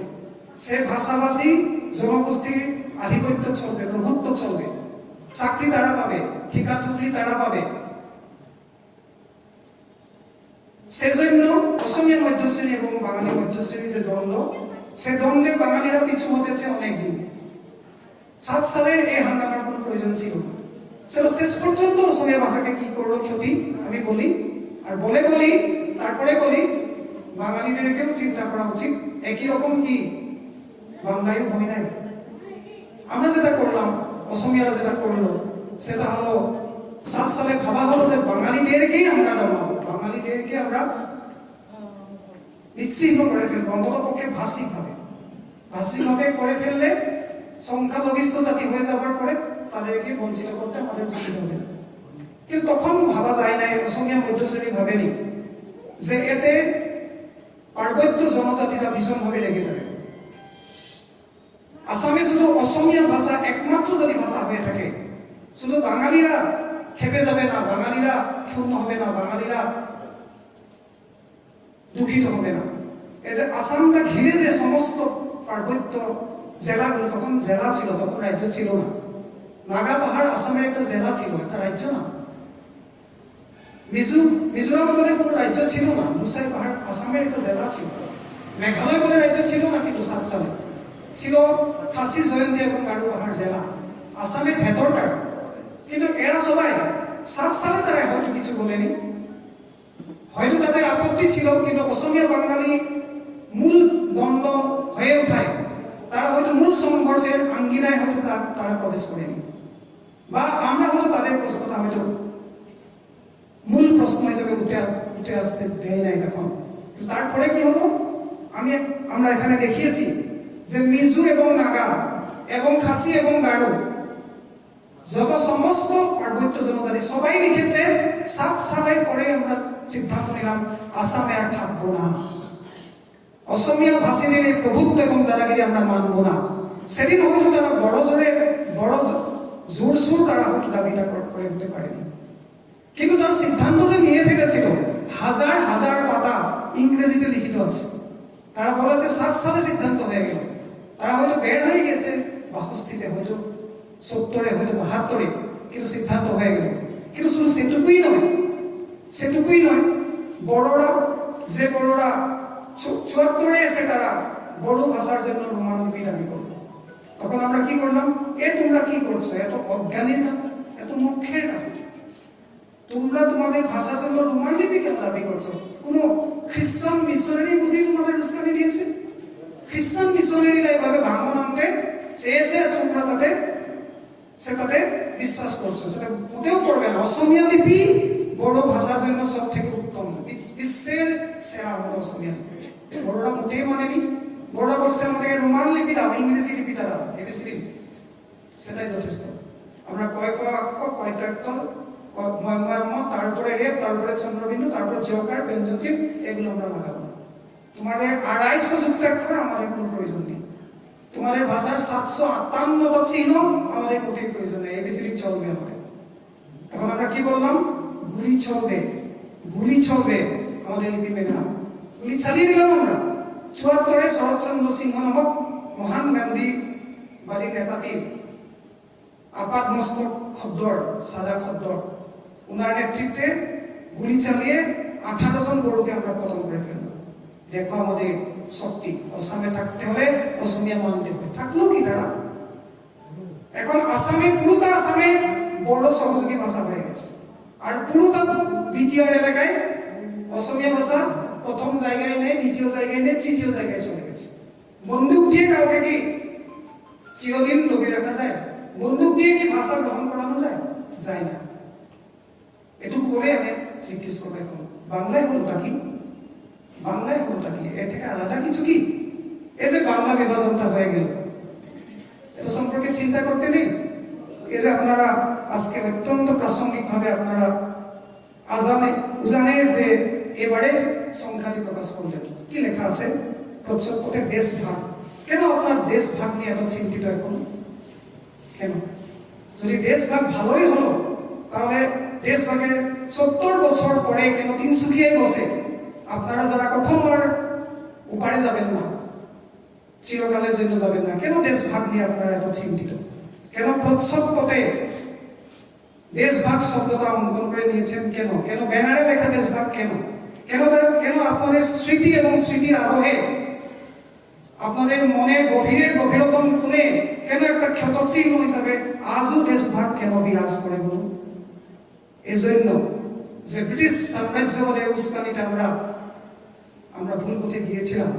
হিন্দু শাসকদের চক্রান্তে মারোয়াড়ি, গুজরাটি, বেনিয়ারা বঙ্গ ভাগ করতে চেয়েছিল। বসুধা ডালমিয়া লিখেছে, আমি আজকে নিয়ে আসিনি, জয়া চ্যাটার্জি লিখেছে। জয়া চ্যাটার্জি পড়লেই দেখা যাবে বেঙ্গল ডিভাইডেড। জয়া চ্যাটার্জির বেঙ্গল ডিভাইডেডের পাতায় পাতায় লেখা আছে যে বিড়লারা এবং কলকাতায় বসে থাকা মারোয়াড়ি শেঠরা কিভাবে বঙ্গ বিভাজনে সব থেকে বেশি আগ্রহী কিভাবে ছিল। কিভাবে এপার বাংলা ওপার বাংলা, মুসলমান এবং হিন্দুর বিভক্ত বাংলা কিভাবে মারোয়াড়ি গুজরাটি বনিয়াদের স্বার্থের অনুকূল ছিল, আমরা এখনো ভাবতেই পারিনি। আমরা বেশি বেশি করে বিভাজনের ফাঁদে আমরা পা দিয়েছি। সেজন্য আমরা বলি, যখন গুর্খারা বলে, গুর্খাদের দাবি তুলে আমরা বলি রক্ত দেব, গুর্খালেন দেব না। আমরা কলকাতায় দেওয়ালে চয়ালাপ করে ফেলি বড় বড় হরফে, রক্ত দেব, গুর্খালেন দেব না। আমরা মার্ক্সবাদী, আমরা গান্ধীবাদী, ঘাস ফুল লাল কাস্তে যাই হোক না, কিন্তু আমরা লিখে ফেলি রক্ত দেব, গুর্খালেন দেব না। হয়েই তো গেল, বড়োল্যান্ড হয়েই তো গেল। বড়োদেরকে রাখতে পারলাম কি? সাবজি ভাষা না দিয়ে, কামতাপুরি ভাষা না দিয়ে উত্তরবঙ্গকে সঙ্গে রাখা যাবে কি? কোচবিহার জলপাইগুড়িকে সঙ্গে রাখা যাবে কি? আমরা মিসিংদেরকে রাখতে পারবো কি অসমীয়ারা? আমি সিদ্ধান্তের আমার শেষের দিকে যাচ্ছি। আমি বলতে চাই যে অসমীয়া এবং বাঙালিরা প্রতিবেশী হিসাবে, পাশাপাশি জাতি হিসেবে আমাদের উচিত ছিল সহযোগী জাতি হিসাবে বিকশিত হওয়া। আমাদের উচিত ছিল একে অপরের দিকে সহযোগের হাত বাড়িয়ে দেওয়া। আমাদের উচিত ছিল শেখা, বিনম্রতার সাথে শেখা। বাংলা এতটা বিকশিত একটা ভাষা, নোবেল পুরস্কার প্রাপ্ত একটি ভাষা, সাহিত্য সমৃদ্ধ একটি ভাষা। এই ভাষাটা আমাদের ভাষা এতটা ক্ষতি করবে না, করতেও না, করেও নি। আর অসমীয়া ভাষাও যদি শিখে থাকে বাঙালিরা, ক্ষতিটা কি? কিসের ক্ষতি? আমরা সহযোগী হিসাবে এগিয়ে যেতে পারতাম, কিন্তু আমরা শত্রু হিসাবে লড়াইয়ের ময়দানে দাঁড় করে আমরা একে অপরের ক্ষতিই করলাম। কিন্তু এখনো আমাদের মেজাজটা, আমাদের কিছুই নেই, বলতে গেলে কিছুই নেই। একের পর এক আমরা হারিয়ে গেছি। বাংলা বিভাজন যেভাবে হলো, আসাম বিভাজন হলো, খন্ড খন্ড, টুকরো টুকরো, কিছুই নেই। এখনো আমাদের সে পুরনো মেজাজটা আমরা চাইনি। এখন একটা উগ্র জাতীয়তাবাদী মেজাজ, সে রামও নেই, সে অযোধ্যাও নেই, ভুলে গেছি আমরা। সেজন্য আমি শেষের দিকে যাব।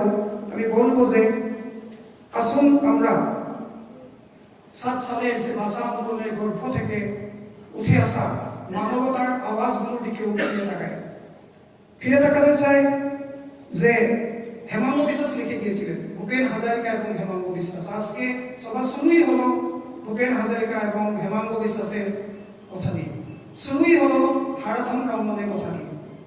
সে হাঙ্গামার মধ্যে বসে হেমাঙ্গ বিশ্বাস, যিনি যত বাঙালি আমি বলি তার থেকে কম অসমীয়া নয়, যিনি কলকাতার নাকতলা লেনের, ওনার বাড়িটার নাম দেন জিরোনি।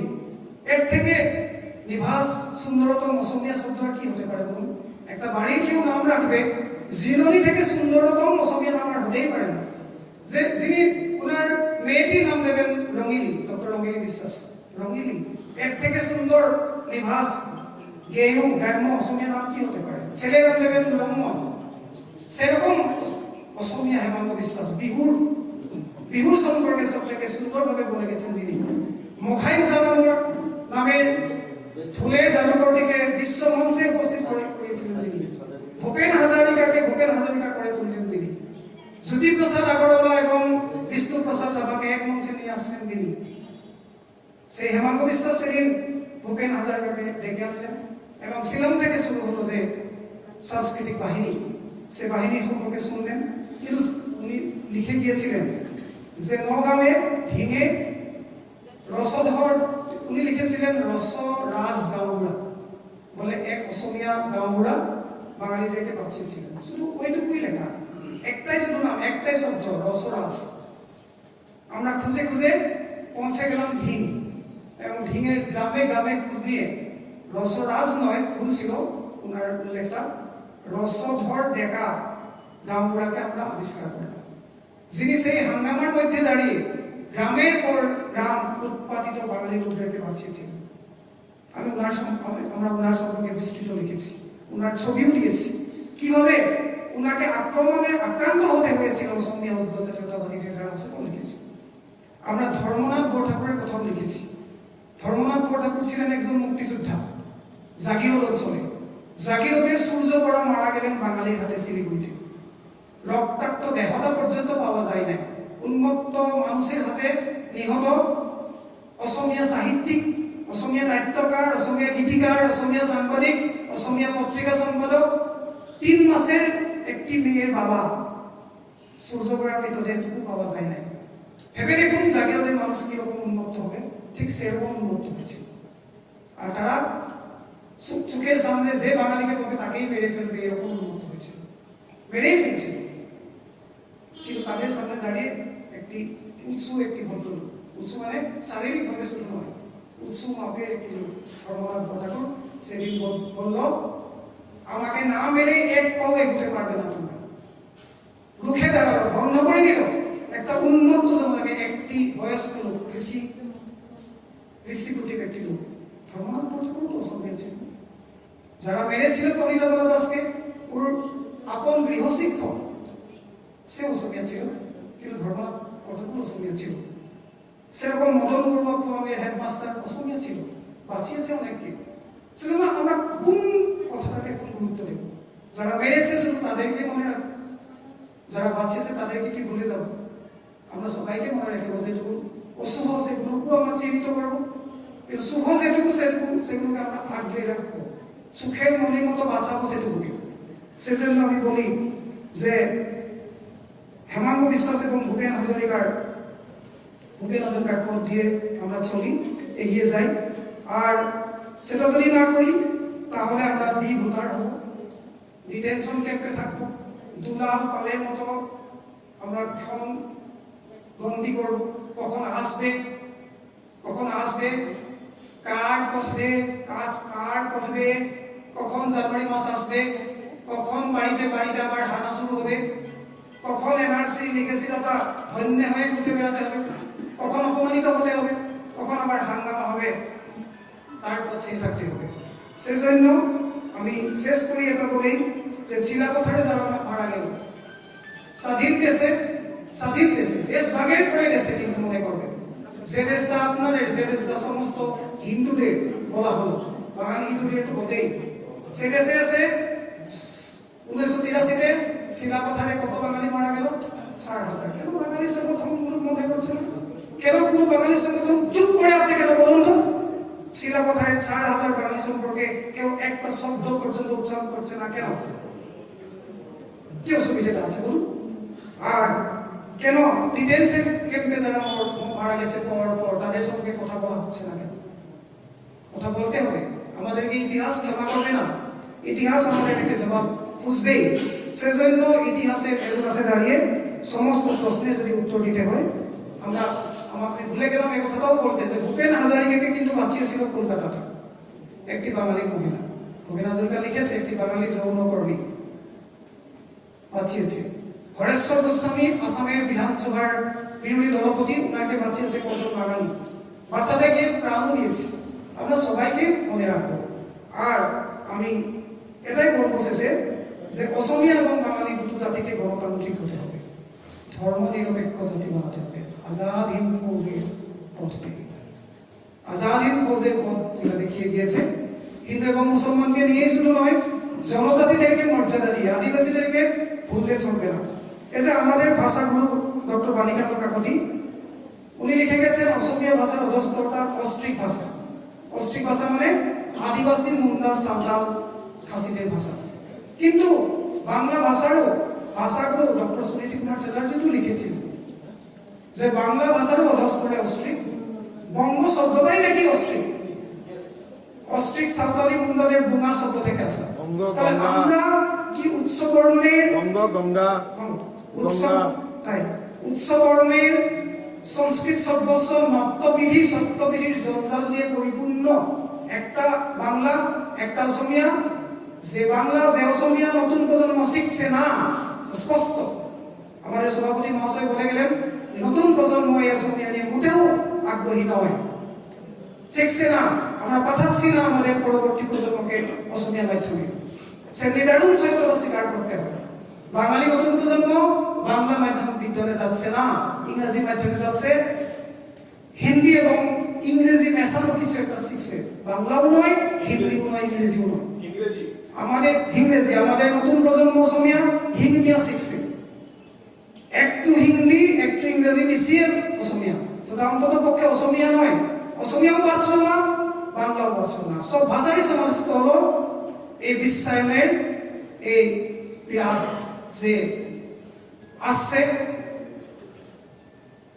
সারাটা দুনিয়া জুড়ে বিশ্বায়নের যে তুফান আসছে, বাদল আসছে, ঝড় আসছে, সেগুলো আমাদের মতো ভাষাগুলোকে উৎপাদিত করে ফেলবে যদি না আমরা সহযোগিতার হাত বাড়িয়ে দিই, যদি না আমরা অন্তর প্রসারিত করি, যদি না আমরা আমাদের সঙ্গে সমস্ত প্রতিবেশীদের ভাষাগুলোকে আমাদের ভাষার মধ্যে গঠিত করি, যদি না সাতগাইয়া, সিলেটি, ময়মনসিংহিয়া, রংপুরি, ঢাকাইয়া, কুমিল্লা যত আছে বাংলা ভাষার সমস্ত শব্দ যদি বাংলা অভিধানে গঠিত না হয়ে থাকে, গোয়ালপড়িয়া, দরঙ্গি, কামরূপী এবং মরাণ মতক থেকে শুরু করে সমস্ত জনজাতিদের ভাষাগুলোকে যদি অসমীয়া জাতীয় অভিধানের মতো আমরা সংগ্রহ না করি, মান্যতা যদি না দিয়ে থাকি, আমরা পরাজিত হব।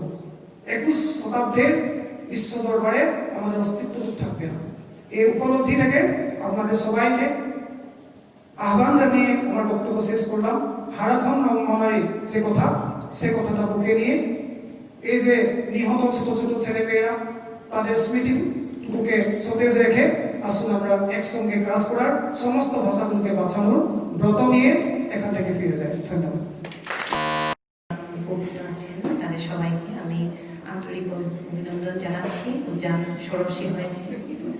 একসময় আমার সঙ্গে একটু আমার পরিচয়টা দেওয়া হলো সুগন্ধি গায়িকা বলে। আজকে সব জিনিসের একটা সময় থাকে। এক সময় ছিলাম গাইতাম, এখন আর জিঙ্গলস গায়ে ছাত্রদের ঠেঙাতেও ভালো ভালো বলতে আর গলা ঠিক থাকে না। কিন্তু যাই হোক, সময়ে আমরা যে প্রান্তে জন্মেছি, যে জায়গাগুলোতে আমরা বড় হয়েছি, অসমীয়া বাংলা দুটো ভাষায় আমার মাতৃভাষার মতোই ছিল। সত্যি বলতে গেলে কি, আমি কিন্তু ভূত পেতনি দৈত্যদানা বলে একটা বই থেকেই কক্ষ শিখেছিলাম। কেননা এক দাদা ছিল সমীর রয় বলে, উনি প্রফেসর ছিলেন, ওনাদের বাড়ি।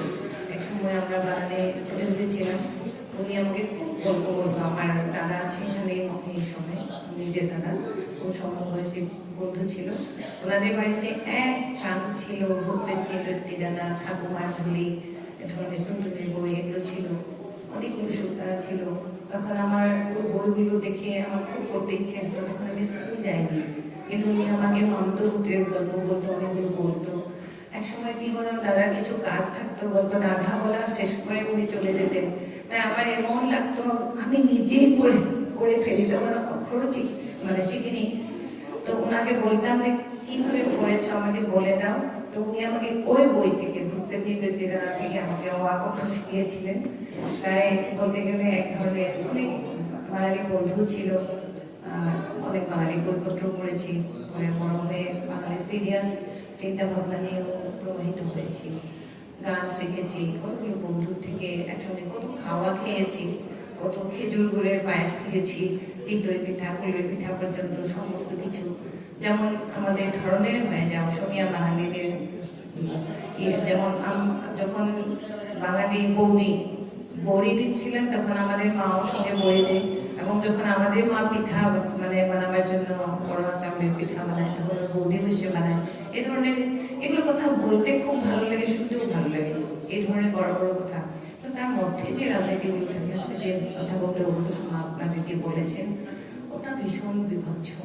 সেটা আসলে ভালো লাগার কথা নয়। কিন্তু আমরা যারা শিক্ষিত লোক, যারা শিখছি, যারা জীবন ধারণ করছি, আমাদের তো একটাই জীবন দেশের জন্য দেওয়ার জন্য। তাহলে অন্তত একটা জীবনে একটু সিরিয়াস ভাবনা চিন্তা নিয়ে, যাতে আরো পরবর্তী এ ধরনের আরো বিভৎসকারী ঘটনা না ঘটে, ওটার চেষ্টা আমাদের করা উচিত। এটুকু বলে ওজানের আরো লম্বা পরিক্রমা হোক, এই শুভেচ্ছা আমি শেষ করলাম।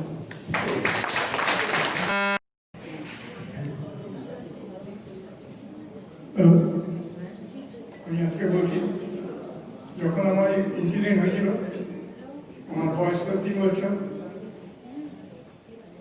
3 বছর যখন হয়েছিল, তারপরে কি দিন যে ইনসিডেন্ট হলো, ডেড বডি যেটা পড়েছিল, আমার খেয়াল আছে আমার দিদিকে, কাকাকে সামনে সামনে ডেড বডি বানিয়েছে।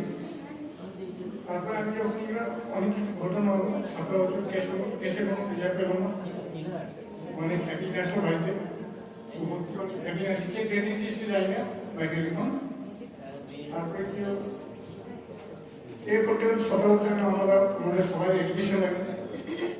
দাদা ভাই বোন সবাই এডুকেশন করছে, বন্যা এখন ভালো পজিশনে আছে, কলেজে জিএম। আমার বোন এক দাদা মারা গেছে, ভাইদের মধ্যে আমি একাই আছি। এইভাবেই চলছে। আর তারপর অনেকে এখন যারা করেছিল তারা কিন্তু সবাই অ্যাপ্লাইজ করছে, যাবতীয় যারা করেছিল এই কাজটা অনেকে অ্যাপ্লাই, অনেকে নিজে নিজেই মারা গেছে, তাদের কোনো ইয়ে হয়নি। 7-8 জন এমনি মারা গেছে নিজে নিজে, কেউ কেউ সুসাইড করছে, কেউ গায়ে আগুন দিয়ে মারা গেছে, কেউ গাড়ির উপর দিয়ে চলে গেছে, এরকম মারা গেছে। তো তার জন্য আমার অভিযোগ, তখন দিদির ফটোটা দেখি তখন মনে হয় কি সে কি অপরাধ করলো, কেমন তাকে মারা, এই কোশ্চেনটা কিন্তু আমার আজ পর্যন্ত আছে। তারপর দেড় মধ্যে সাড়ে ফোন পেলাম, আমি ফোন করলাম, চিন্তা করলাম কেন করবো, এখন তো আমি একা, আমার ব্যবসাও আছে, এগুলো সেটা রেখে তো আমি ভাড়া আছি, কি করবো। তারপর হঠাৎ রাত্রেবেলা ঘুমাই যখন মাথার মধ্যে এই জিনিসটা আসে, ও দুশ্চয় কি করছে বুঝলাম। আমি সব তো দেখেছি, অনেক ফটো আছে, আমি কাগজপত্র সব দেখি, মা নেই বাবা নেই, চিন্তা হয় কেন জিনিসটা। একটা ইনোসেন্স লোককে মারা মানে খুবই খারাপ, তার মধ্যে নিজের ছোট মুখে এত জায়গাটা দেখে মানে আপনি কি করবো বলবো, ইনোসেন্সটাই এটা করে খারাপ লাগলো। তো কালকে না পরশুতে আমি ফাইল গেটটা গেছি, তার অরিজিনাল একটা প্রবলেম হলো মারার আগে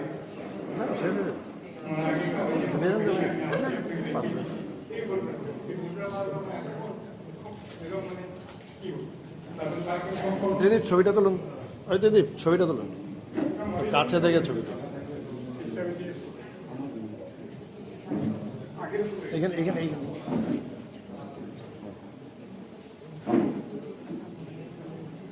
দেবদার নামটা বলুন তো, নামটা বলুন। দেখি দেখি